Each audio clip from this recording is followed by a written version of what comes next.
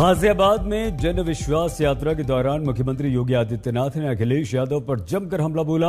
आज तक से बातचीत में मुख्यमंत्री योगी आदित्यनाथ ने कहा कि पिछली सरकार ने गरीबों का पैसा मारकर दीवारों में चुनवा दिया। योगी आदित्यनाथ से बात की हमारे संवाददाता अशोक सिंघल ने। योगी जी जन विश्वास यात्रा लेकर निकल पड़े हैं। देख सकते हैं गाजियाबाद में पूरा हजूम है। उनकी इस यात्रा में बात करने के लिए हमारे साथ खुद मौजूद हैं उत्तर प्रदेश के मुख्यमंत्री योगी जी। योगी जी कितने कॉन्फिडेंट हैं आप रथ यात्रा लेकर जन विश्वास यात्रा पाने के लिए या चेक करने के लिए? देखिए 5 वर्ष में कार्य किया, 7.5 वर्ष में मोदी जी के नेतृत्व में भारत सरकार ने देश के विकास के लिए, लोक कल्याण के लिए, राष्ट्र की सुरक्षा और समृद्धि के लिए जो कार्य किया है वह अभूतपूर्व अभिनंदनीय है। और जनता जनार्दन के इसी आशीर्वाद को लेने के लिए कि हम लोगों ने जो कहा सो करके दिखाया, केंद्र सरकार और प्रदेश सरकार की डबल इंजन की सरकार का लाभ प्रदेश को और देश को प्राप्त हुआ है। इसके लिए जनता जनार्दन का आशीर्वाद लेने के लिए जन विश्वास यात्रा आज फिर से पूरे प्रदेश के अंदर चल रही है और जनता जनार्दन का अपार आशीर्वाद इसको प्राप्त हो रहा है। कितने कॉन्फिडेंट है आप इस बार चुनाव में? 100% कॉन्फिडेंट हैं हम लोग। भारतीय जनता पार्टी 325 का लक्ष्य प्राप्त करेगी। लेकिन अखिलेश कह रहे हैं 400 सीटें लेके जाऊंगा और वो कह रहे हैं कि योगी सरकार नहीं, योग्य सरकार चाहिए। इसीलिए तो कैसी योग्य सरकार उनको चाहिए जिन्होंने प्रदेश को लूट करके गरीब का अन्न हो, गरीब का आवास हो, गरीब के विकास से जुड़ी हुई योजनाओं को कैसे डकैती डाली होगी। इनके घरों की दीवारों से बरामद हो रहे सैकड़ों करोड़ रुपए इस बात के प्रमाण हैं और जनता जनार्दन इन चीजों को भूलेगी नहीं। इन भ्रष्ट कारनामों वाले सरकारों को पूरी तरह बेनकाब करेंगे। योगी जी इस बार चुनाव में मुद्दा लाल टोपी, जिन्ना या विकास, क्या रहेगा मुद्दा? देखिए भारतीय जनता पार्टी राष्ट्रवाद, सुशासन और विकास के मुद्दे पर जनता जनार्दन का आशीर्वाद ली थी और उसको पूरा भी की है। जो कहा सो करके दिखाया है। इसलिए भारतीय जनता पार्टी अपने उपलब्धियों के आधार पर जनता का आशीर्वाद फिर से ले। मोदी जी के नाम पर या योगी जी के काम पर? देखिए मोदी जी हम लोगों के नेता हैं, मोदी जी का काम भी है, मोदी जी का नाम भी है। अजय टेनी का मामला विपक्ष उठा रहा है, लगातार पार्लियामेंट चलने नहीं दी, इस्तीफे की मांग कर रहा है। देखिए विपक्ष अपनी नकारात्मक भूमिका के लिए फिर से हर एक मुद्दे का राजनीतिकरण करता है। हम लोगों ने लखीमपुर की घटना में जो भी न्याय संगत कार्रवाई करनी थी वो की है। माननीय उच्चतम न्यायालय इसकी स्वयं निगरानी कर रहा है। इसलिए एक अनावश्यक मुद्दे को तूल देने का कार्य कर रही है। उनके पास कोई मुद्दा नहीं बचा है, इसलिए वो इस प्रकार के अनावश्यक बातों को उठाने। योगी जी इनकम टैक्स के मामले को लेकर भी अखिलेश कह रहे हैं कि समाजवादी पार्टियों की साइकिल तेज दौड़ पड़ी है, इसीलिए डर का माहौल बनाया जा रहा है और इनकम टैक्स से छापे डाले जा रहे हैं। देखिए समाजवादी पार्टी पर हर व्यक्ति जानता है कि आय से अधिक संपत्ति का मामला समाजवादी पार्टी के नेताओं पर, ये बीजेपी ने नहीं 7.5 वर्ष पहले कांग्रेस की सरकार में दायर हुआ था। तो स्वाभाविक रूप से इनके कारनामे पहले से भ्रष्ट रहे हैं और आय से अधिक संपत्ति के मामलों का इसीलिए उस समय मामला चल रहा था और वही मामले आगे बढ़ रहे होंगे। उसमें कोई क्या करे। कानपुर में जो पैसे मिले हैं 150 करोड़ के करीब, किसके पैसे? तो इसीलिए कह रहे हैं ना, जनता जान रही है किसके पैसे। क्योंकि जी एक सवाल ये है, बड़ा एक फोटो वायरल हुआ था प्रधानमंत्री मोदी जी और आपका, आखिर प्रधानमंत्री क्या कह रहे थे आपको? देखिए प्रधानमंत्री जी हमारे अभिभावक भी हैं और नेता भी हैं। प्रदेश और देश के बारे में उनकी जो स्पष्ट सोच है, उस सोच को कैसे इम्प्लीमेंट किया है और कैसे आगे करना है, इन्हीं मुद्दों पे चर्चा। आखिरी सवाल, योगी जी जो छोटे छोटे दलों के साथ अखिलेश ने इस बार सरकार बनाई और उसके चाचा भी साथ आ गए, कैसा रहेगा ये गठबंधन, किस ढंग से? ये लोग 2017 में भी साथी थे, अलग कोई नहीं था। 2019 में महागठबंधन बना था, जनता ने महागठबंधन को पूरी तरह धूल चटाया है। 2022 के परिणाम आने दीजिए, आप देखेंगे सभी लोग चारों खाने चित्त होंगे। आखिरी सवाल, किसानों का आंदोलन खत्म हो गया, आप लोगों ने सारी मांगे पूरी कर दी हैं, क्या फायदा होगा आपको किसानों के आंदोलन खत्म होने? देखिए किसानों का आशीर्वाद पहले भी भारतीय जनता पार्टी के साथ था, आज भी है और आगे भी रहेगा। ये थे योगी आदित्यनाथ, कैमरामैन रवि के साथ, गाजियाबाद आज तक।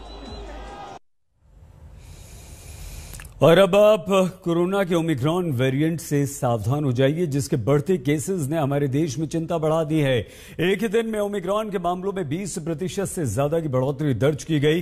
कल यानी कि शुक्रवार को देश भर में ओमिक्रॉन मरीजों की संख्या थी 358, जो आज बढ़कर 417 से अब 444 हो चुकी है। देश के 17 राज्यों, केंद्र शासित प्रदेशों में ओमिक्रॉन पहुंच चुका है। ओमिक्रॉन मामलों में टॉप पर चल रहे महाराष्ट्र में 100 से ज्यादा केस आ चुके हैं। इसके बाद सबसे ज्यादा खतरा दिल्ली और उसके बाद गुजरात में है। अब तक दिल्ली में ओमिक्रॉन के 79, गुजरात में 83 केस हैं। आज सबसे ज्यादा 21 केस राजस्थान में दर्ज किए गए, जहां अब कुल मामले 43 हो चुके हैं। दक्षिण भारत के राज्य तेलंगाना, कर्नाटक, तमिलनाडु और केरल में 30 से ज्यादा केसेस इस समय हैं। उत्तर प्रदेश में ओमिक्रॉन का एक और केस मिलने के बाद अब कुल मामले यहां पर बढ़ गए हैं। ओमिक्रॉन के बढ़ते केसेस के कारण क्रिसमस और न्यू ईयर के जश्न पर भी ब्रेक लग गया है। राज्यों में नाइट कर्फ्यू का दौर वापस लौट आया है।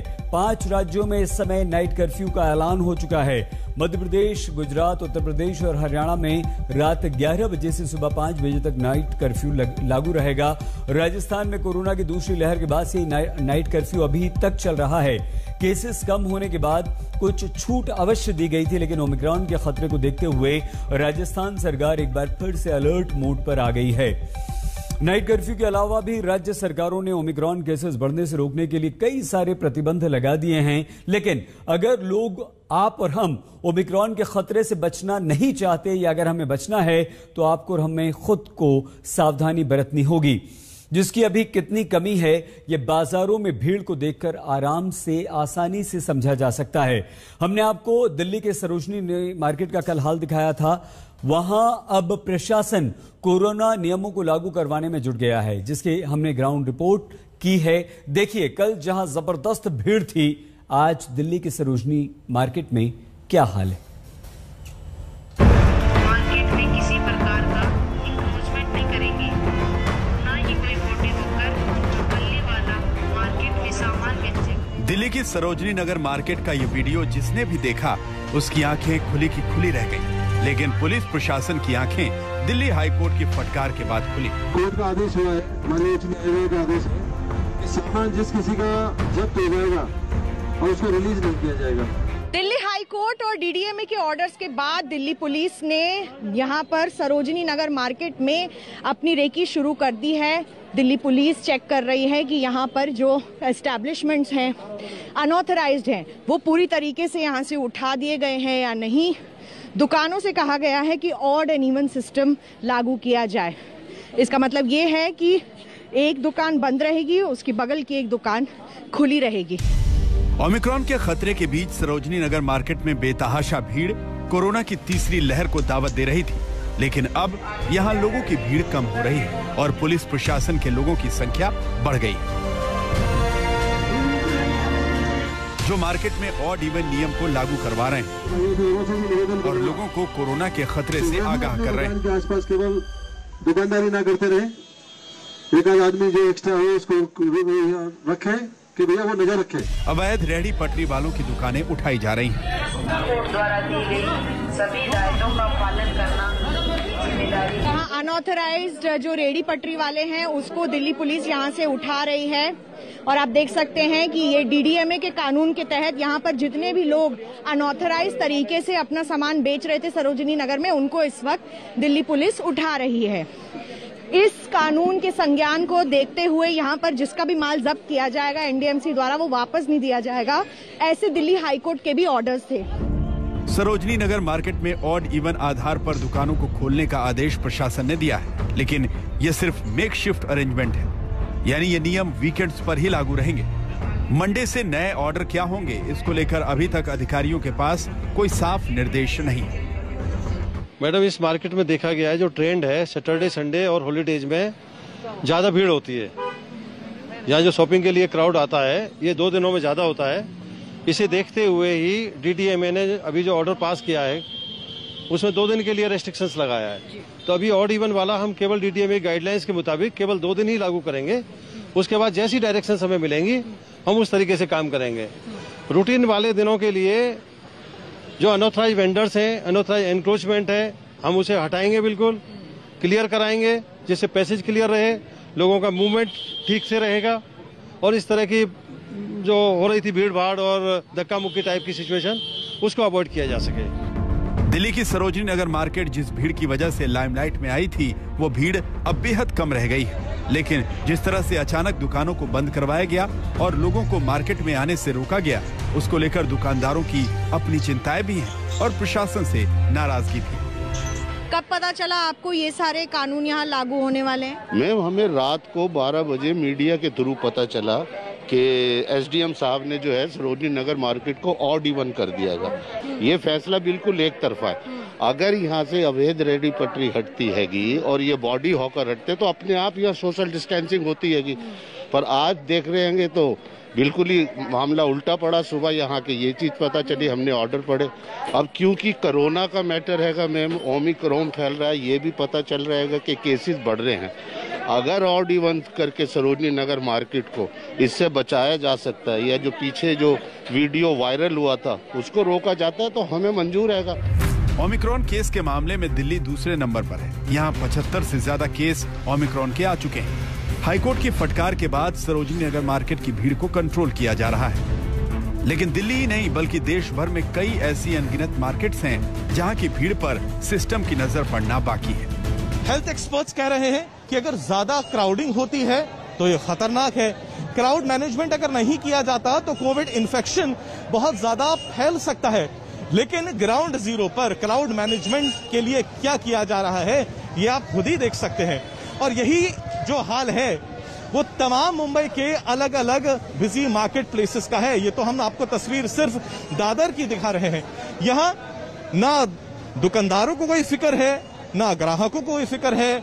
सोशल डिस्टेंसिंग की तो आप बात छोड़ ही दीजिए।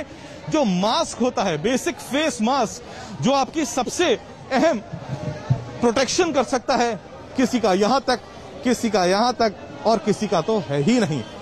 ऐसे में आखिर किस तरीके से सावधानी बरती जाएगी, ये एक बड़ा सवाल है।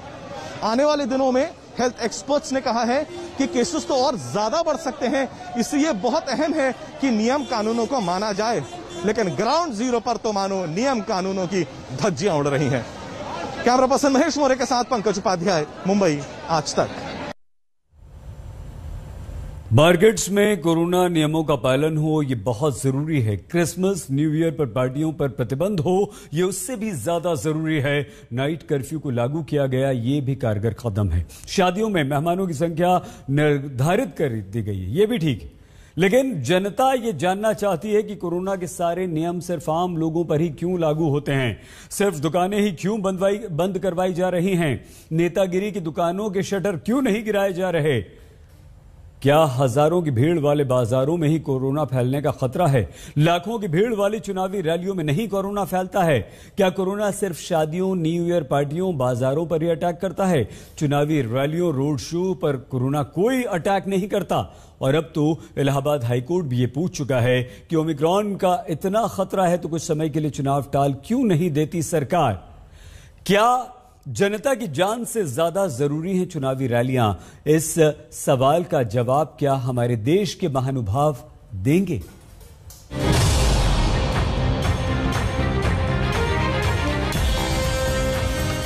इस वक्त हम जनपद के मार्केट में हैं, जो कनॉट प्लेस के पास है। वहां पे आपको दुकानों के ठीक ऊपर नो मास्क, नो एंट्री, बिना मास्क खरीदारी नहीं जैसे बैनर्स, पोस्टर्स दिखाई दे रहे हैं। इस पूरे मार्केट में सिविल डिफेंस वॉलंटियर्स को डिप्लॉय कर दिया गया है, जो लगातार लोगों से अपील कर रहे हैं कि वो मास्क पहन के ही शॉपिंग करे। यानी कि पूरी एहतियात जो है उसको बरतने के लिए लगातार सिविल डिफेंस वॉलंटियर्स जो खरीदार आ रहे हैं जनपद मार्केट में उनको कह रहे हैं, साथ ही साथ कोविड-19 नॉर्म्स को फॉलो कराने की कोशिश कर रहे हैं। दिल्ली के लोग अब ओमिक्रॉन को लेकर सतर्क हो रहे हैं। बाजारों में अभी भी भीड़ है लेकिन पहले से कम, और अब लोगों के चेहरों पर मास्क भी।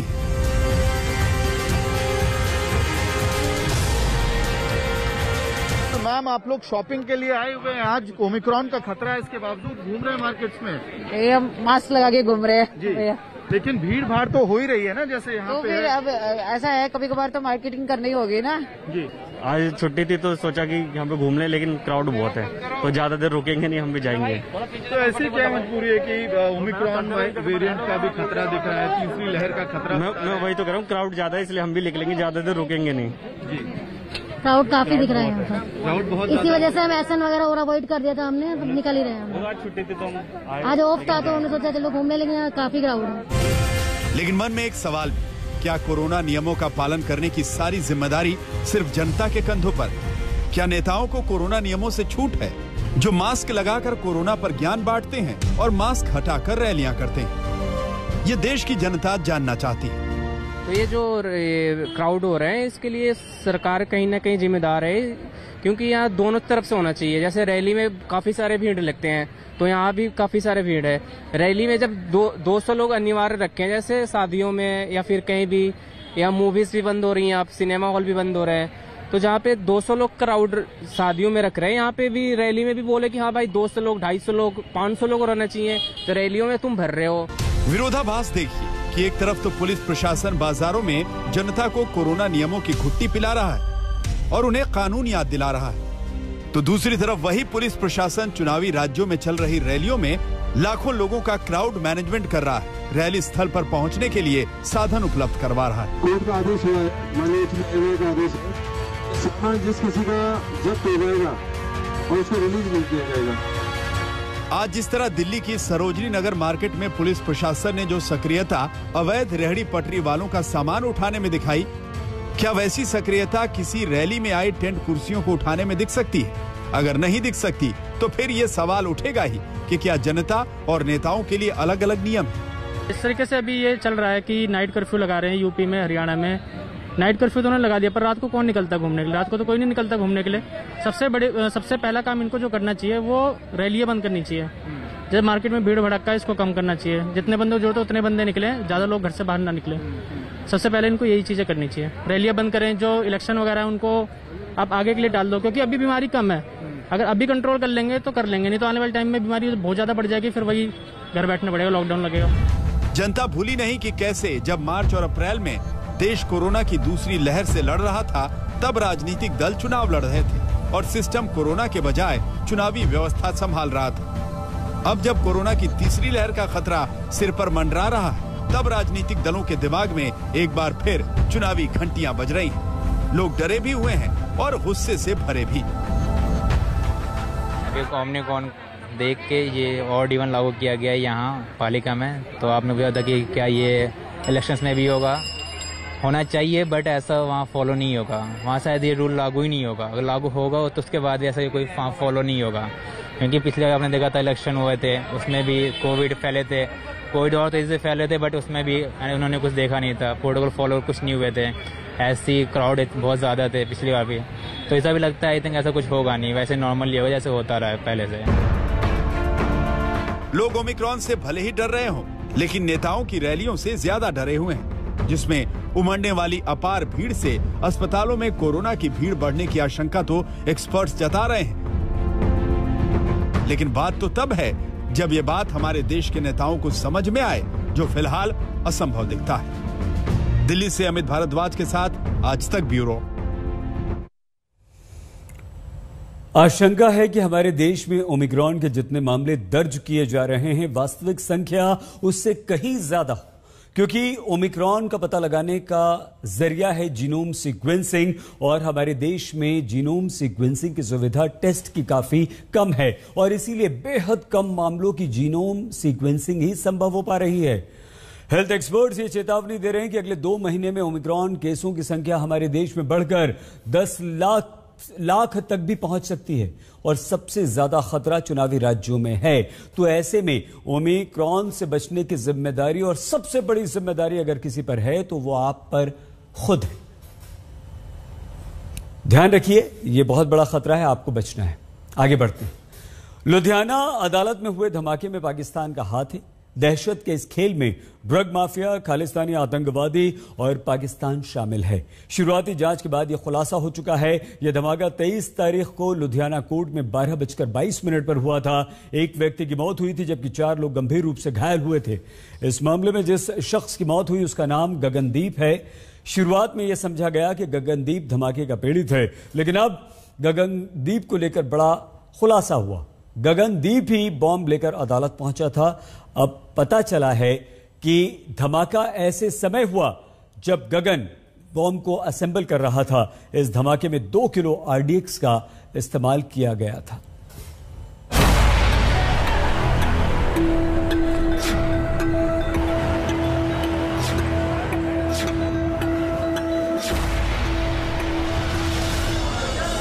लुधियाना में हुआ धमाका पाकिस्तान के पेरोल पर काम करने वाले खालिस्तानी आतंकियों ने किया था।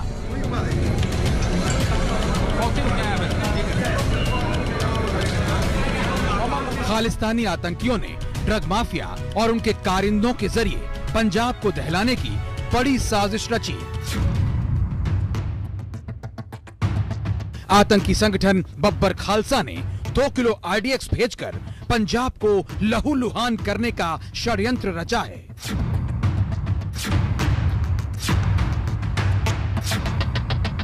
ये धमाका आतंकी संगठन बब्बर खालसा के आतंकियों की नाकाम कोशिश का नतीजा है।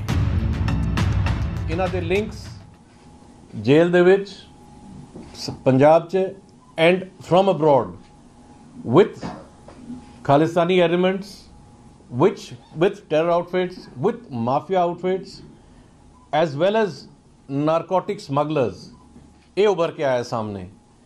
जिवें जिवें डिटेल्स आएंगे, we will be providing them to you. Ludhiana court में हुए ब्लास्ट के खेल में 3 खिलाड़ी हैं। पहला है खालिस्तानी गैंगस्टर हरविंदर सिंह उर्फ रिंदा, दूसरा है पूर्व पुलिस कांस्टेबल गगनदीप सिंह और तीसरा खिलाड़ी है ISI। बब्बर खालसा का आतंकी रिंदा उर्फ हरविंदर सिंह पूरी साजिश का मास्टरमाइंड है। रिंदा पिछले 2 सालों से पाकिस्तान की मेहमान नवाजी के मजे ले रहा है। इस धमाके में रिंदा का मोहरा बना गगनदीप सिंह, जो कि पंजाब पुलिस में कांस्टेबल रह चुका था और ड्रग के एक मामले में गिरफ्तार होने के बाद बर्खास्त चल रहा था। लुधियाना कोर्ट परिसर में हुए बम धमाके में जो मरे हुए व्यक्ति है उसकी जो पहचान है वो कर दी गई है और बताया जा रहा है कि उसका नाम गगनदीप सिंह है और फिलहाल वो खन्ना का रहने वाला है।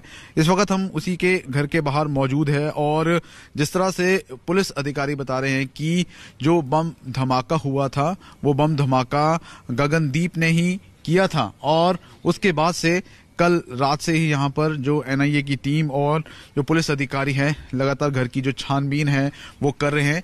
इस वक्त भी हम उनके घर के बाहर मौजूद हैं और अभी भी जो पंजाब पुलिस के अधिकारी हैं वो लगातार अंदर जो जांच है वो कर रहे हैं। देर रात भी कल जांच की गई है और खास तौर पर जिस तरह से सूत्र बताया यही जा रहा है कि कुछ जो लैपटॉप है, कुछ और सामान है वो यहाँ से ले जाया गया। उसके साथ पंजाब पुलिस के मुताबिक गगनदीप कोर्ट के बाथरूम में बैठकर किसी से निर्देश लेते हुए बॉम्ब को असेंबल कर रहा था और उसी वक्त गलत तारों की वजह से धमाका हो गया। ਜਿਹੜਾ लगता है मौके ते उतार जोड़न गया सी ताई बाथरूम च एंटर करके लेके उन्हें किथे प्लेस करना सी। It was not the concept of a human bomb. ਜਿਹੜਾ लगता है जिस पॉस्चर से बैठा सी ये नहीं कि वो किथे वो बाथरूम वॉशरूम यूज करन नहीं गया सी। He was using the washroom to assemble. ਜਿਹੜੇ initial investigations are suggesting ਉੱਥੇ ਉਹ ਕੱਲਾ ਹੀ ਸੀ, ਉੱਥੇ ਹੋਰ ਕੋਈ ਨਹੀਂ ਸੀ ਉਹਦੇ ਨਾਲ। Definitely he was in touch with other elements of narco terror in Punjab, in the jails and abroad. सुरक्षा एजेंसियां ये पता लगाने में जुटी हैं कि गगनदीप का कनेक्शन बब्बर खालसा तक कैसे हुआ और ये टेरर मॉड्यूल का हिस्सा कैसे बना। अभी तक की जांच में ये बात सामने आई है कि 2019 में गगनदीप को 785 ग्राम हेरोइन के साथ गिरफ्तार किया गया था।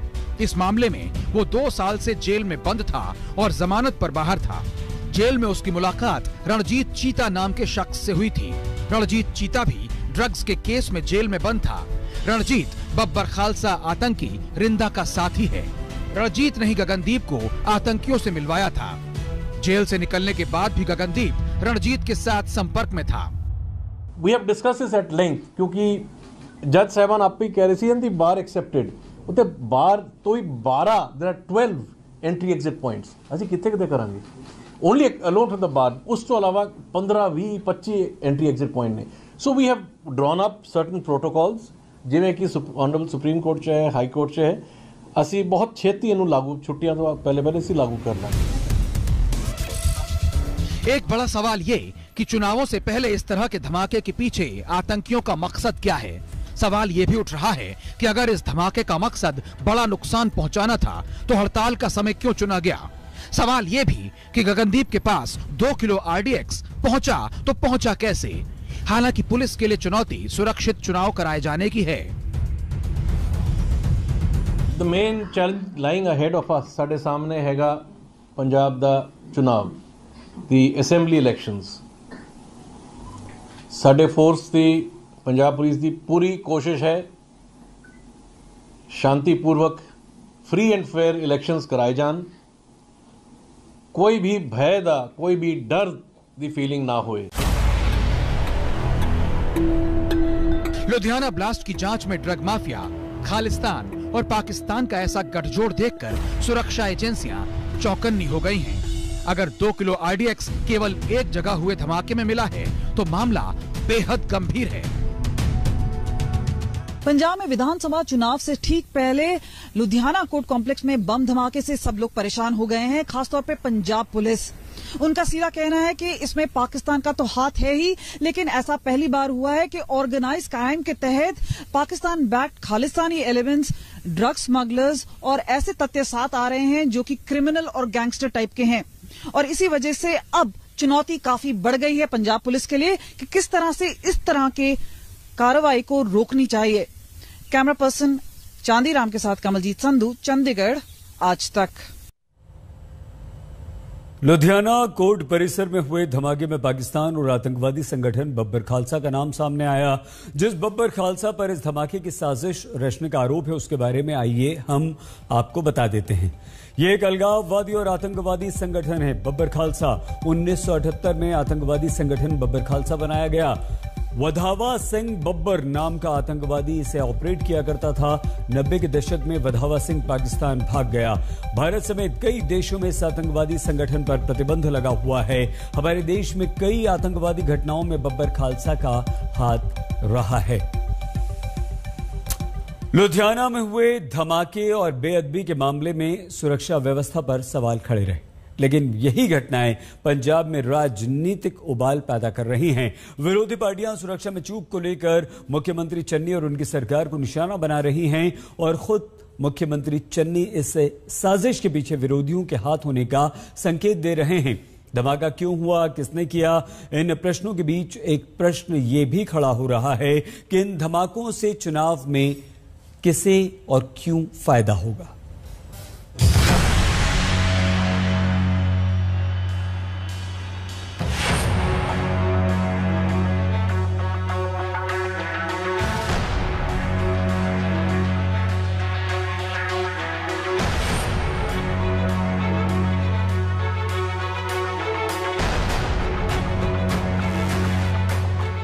पंजाब में चुनाव हैं, इसीलिए शायद लोकतंत्र के प्रयास को बम तंत्र से डराने की कोशिश हो रही है।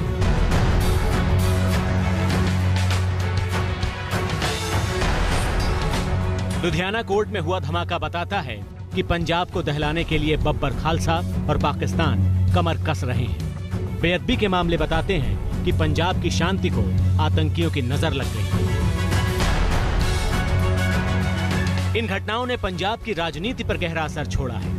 सुरक्षा एजेंसियां अपना काम कर रही हैं और पंजाब में चुनाव लड़ने वाली पार्टियां अपना। सुरक्षा की चूक का नतीजा है धमाका और यही बात मौजूदा सरकार के खिलाफ माहौल बना रही है। लेकिन पंजाब के मुख्यमंत्री चरणजीत सिंह चन्नी ने विपक्षी पार्टियों का नाम लिए बिना बड़ी साजिश कहकर गेंद दूसरी पार्टियों के पाले में डाल दी। ये जो नशे का माफिया है इसके ऊपर कार्रवाई शुरू हुई है। हो सकता है कि ये जो धमाका हुआ है, क्योंकि कोर्ट में हुआ है, इधर मोहाली कोर्ट में केस लगा हुआ है और लुधियाना कोर्ट में बम धमाका हो रहा है। मैंने कहा हो सकता है इसका लिंक हो, इसकी तहकीकात की जा रही है। पंजाब के सीएम ने जब विपक्षी पार्टियों के पाले में गेंद डाली तो पलटवार तो होना ही था। अकाली दल के नेता सुखबीर बादल ने चन्नी के बयान पर ऐतराज जताया। अपने एक ट्वीट में उन्होंने लिखा कि मैं सीएम चन्नी को चुनौती देता हूँ, वो सबूत पेश करें जिनके आधार पर वो धमाके को सियासी विरोधियों से जोड़ रहे हैं, या फिर शांति और सांप्रदायिक सद्भाव से जुड़े इस संवेदनशील मसले पर सस्ती सियासत के लिए माफी मांगे। मुझे लगता है चन्नी का संतुलन बिगड़ गया है।